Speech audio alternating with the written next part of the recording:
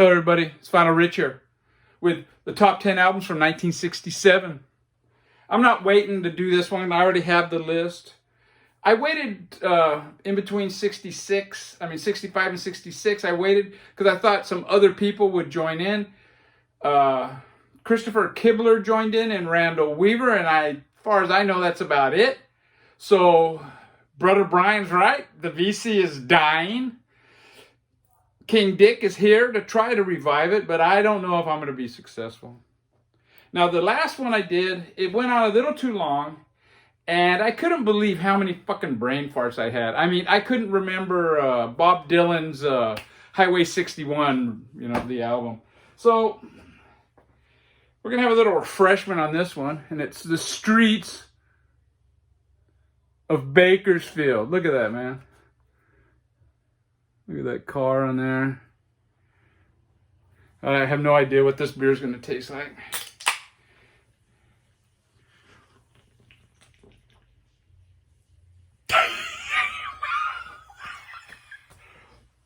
Holy crap. Okay. Number 10.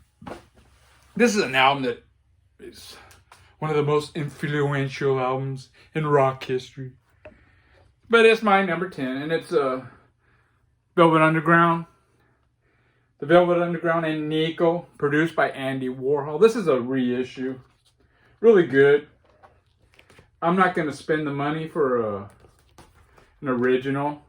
I mean, it's not like the originals are going to sound that much better. I mean, this isn't an audiophile recording by any stretch of the imagination.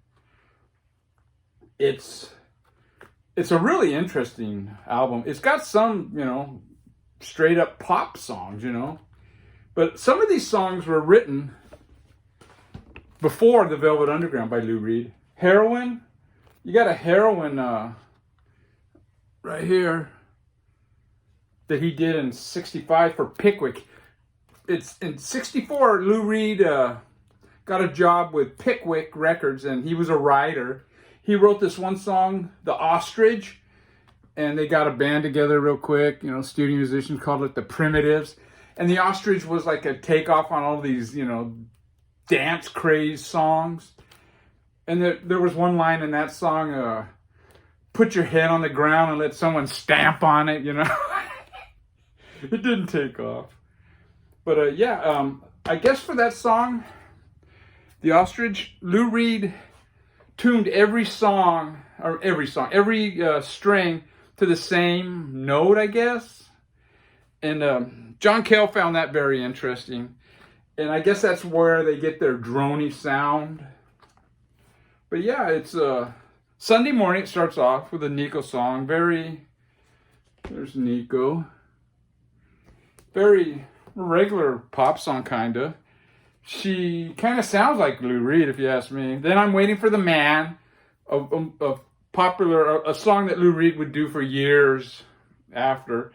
And then you got Femme Fatale, another Nico song. And then you got Venus and Furs, it's got that droney sound. You got Heroin on here. And it's a good album. It's not my favorite album of all time. I like it. I'm a big Lou Reed fan, actually. I have quite a few of his albums. A lot of people claim, when they heard this album, they started a band, But it wasn't when this album came out, because this album only sold 1,319 copies total. And there's way more people that claim they started their band after hearing this. I did not like this album when it came out. In fact, I remember the last time I gave it a chance was like in 1973, probably. Me and my girlfriend were at some hippie couple's house, smoking out. And I always used to go through people's records and, can I put this one on? And that's who I was, I was that guy. And let me give this another chance. I put it on. I didn't get into this album until probably 1980, 81. Number 9. It's I got the US version. It's Traffic, Mr. Fantasy. I want to get the UK version because side one of that is really the songs on that are really good. Side two on the UK is not as good. I kind of prefer the US version because it has their singles Paper Sun on it and the other single Hole in My Shoe. And it's it's the typical US UK where they have 3 or 4 songs that are different. But yeah, so for that reason, I would like to get the UK version. The UK version has a much better album cover. I guess 2 of the members had dropped out by this point, and you only got, is it Chris Wood? Yeah, Chris Wood, Steve Winwood, and Jim. So yeah, but yeah, I love this. It's a really good psyche album. Like on the UK version, Dear Mr. Fantasy closes the side, which is very cool. Here it's second to last song on side 2. There's some really kind of mellow, sitar-y, flutes and stuff, psyche type songs. And then there's other ones that are got these horns in it, but not your typical horn section. It's just Chris Wood playing a sax or a flute.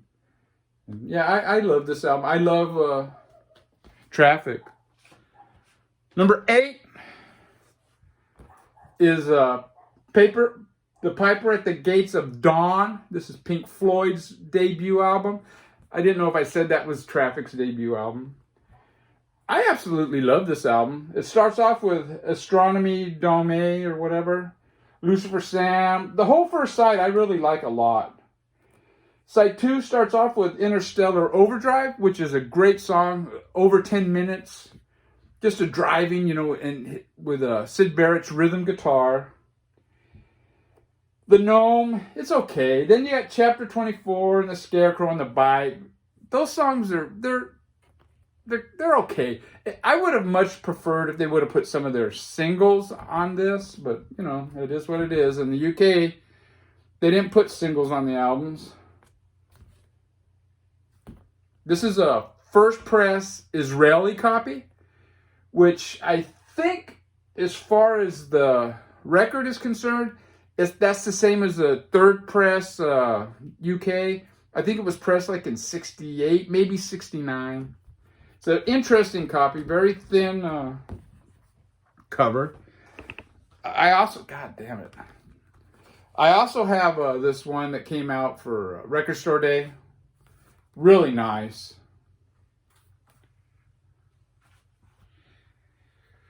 That was 7? Was that 8? Oh man, I should have numbered these.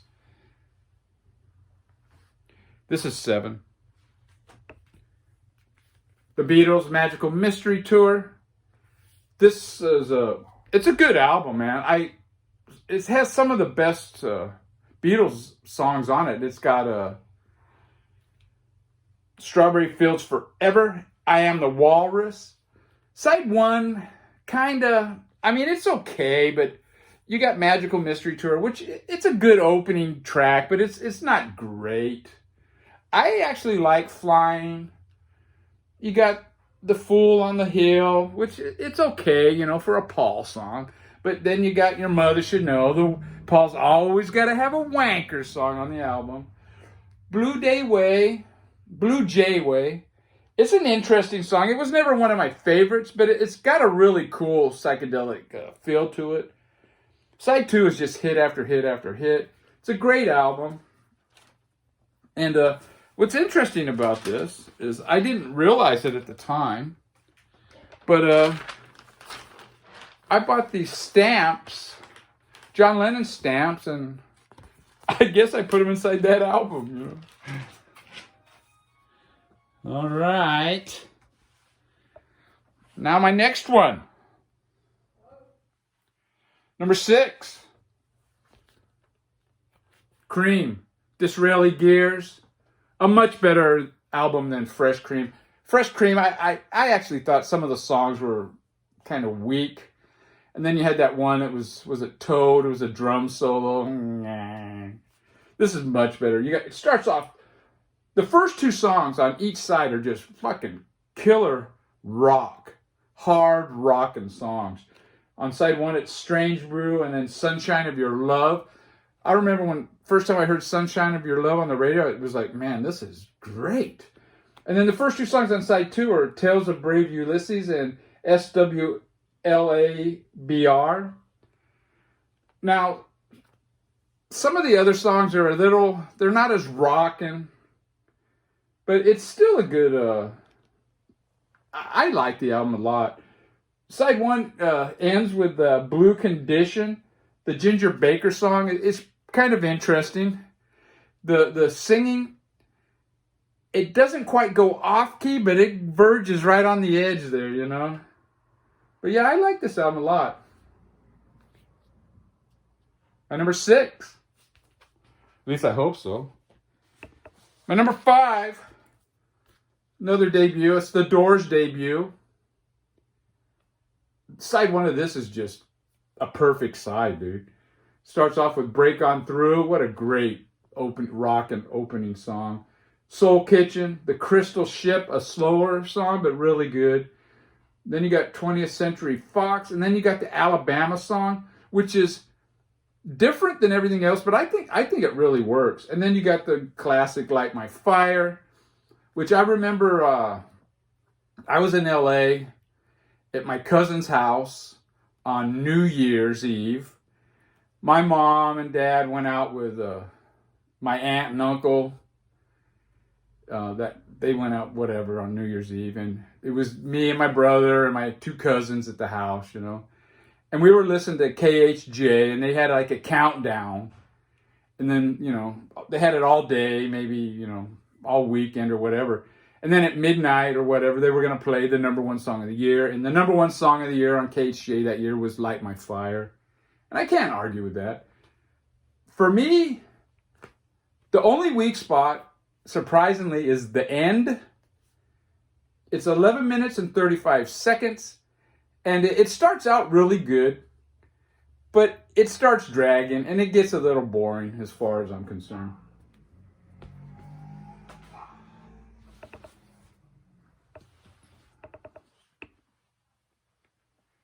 Number 4, little bit of a detour, is Aretha Franklin. I Never Loved a Man the Way I Love You.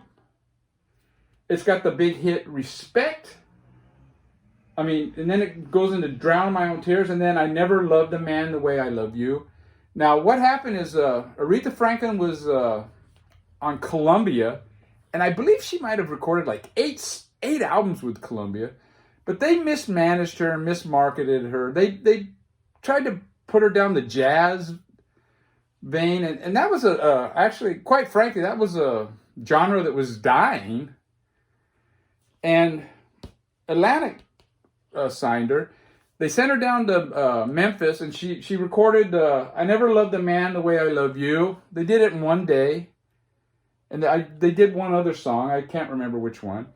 Released it, and it went number 9 on the Billboard charts. So they rushed in, and, oh man, we got to get an album out. And it's a great album. Aretha's 2 sisters are on this as background vocalists. And they also helped arrange a lot of the songs. It was Aretha's sister that came up with spelling out the respect towards the end of that song. And it's got a really good homey family vibe to it. And it's King Curtis, the sax player, is fantastic on it. And I think he wrote Save Me. But yeah, it really, I think it's a good album all the way through.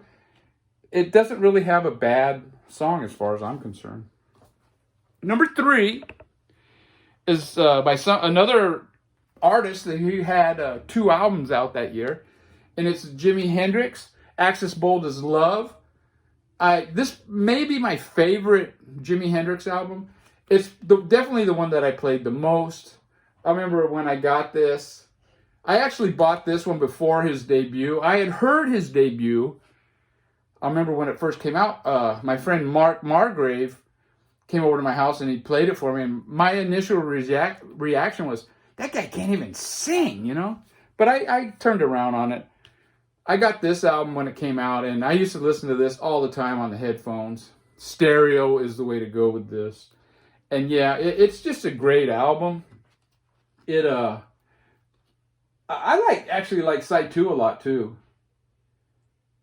It's got Little Wing, the famous song, but I actually don't think this has a bad song on it. And it's my number 3. My number 2, this is actually one of those twofers. My number 2 album of the year is Are You Experienced by Jimi Hendrix. And this is the cover and the song listing for the UK. I do also have a US version of this album. And I must say, I do prefer the US version because it has Purple Haze on it and The Wind Cries Mary. What they were thinking, not putting those on here. Well, again, it's a single, you know. It's too bad, but yeah, I think this is a much better track listing. And if someone said this is the best album of the year, I couldn't argue with them. It may be my favorite album of the year. This 67 had really Psych got big, and I love a lot of Psych albums, and they didn't make the top 10 because when you only have 10, you can only have 10, you know.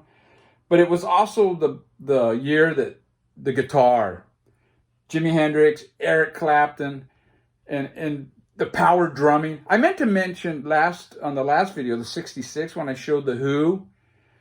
I said they were, you know, it had great musicianship. I meant to mention that Keith Moon's drumming on that is just, it was like nothing else before. And it's the same with Mitch Mitchell on this, and also Ginger Baker and Cream. This ushered in a new frontier. And my number 1 album, God damn it, that rattling. If that rattling's too loud, I might end up fucking having to do this over. My number 1 album is Sgt. Pepper's, the Beatles album. I've heard some people, when they critique this, they say it's really quite simple. You know, the songs on it are quite simple, actually. And, like, that's a negative. I find in art and in life, simple is better than overcomplicated. And this album starts with Sgt. Pepper's Lonely Hearts Club Band, and it ends with A Day in the Life, and it has a flow to it that no album had prior to this. Now, you can say, yeah, Within You, Without You sticks out like a sore thumb, and I agree. I did not like that album when it first came out. I love it now. In fact, if I would have entered Rachel's contests about lyrics to songs, I may have talked about that one. I really like the lyrics to that song.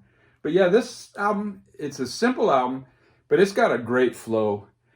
This is the Giles Martin mix, and this is my go-to copy, man. I love this.